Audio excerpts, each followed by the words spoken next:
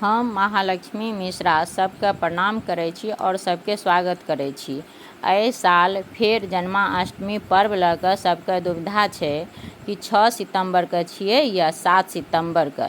तऽ पंचांगके अनुसार भादव मास के कृष्ण पक्ष के अष्टमी तिथि के भगवान विष्णु के 8वां अवतार श्री कृष्ण के जन्म होइ छै।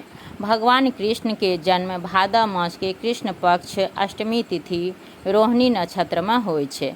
एहि दिन भगवान कृष्ण के बाल स्वरूप के पूजा होइ छै। तऽ ई वीडियो में हम मिथिला पंचांग के अनुसार सब किछ बताएब। अहाँ सब ई चैनल के सब्सक्राइब और लाइक करू और शेयर भी करू ताकि बेसी से बेसी लोग के जानकारी मिल सके। तो चलू, अष्टमी तिथि के आरंभ 6 सितंबर रात्रि 8:07 पर और अष्टमी तिथि के समापन हैत 7 सितंबर रात्रि 8:01 पर। रोहिणी नक्षत्र के आरंभ 6 सितंबर प्रातः 9:20 पर। रोहिणी नक्षत्र समापन 7 सितंबर प्रातः 10:25 पर।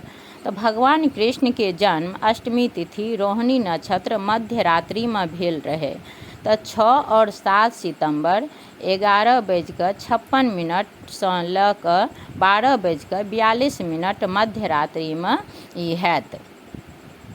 तो जे जन्म के उपवास करे छी ओ 6 तारीख के करबे और जे खैर उपवास करे छी ओ 7 तारीख के करबे।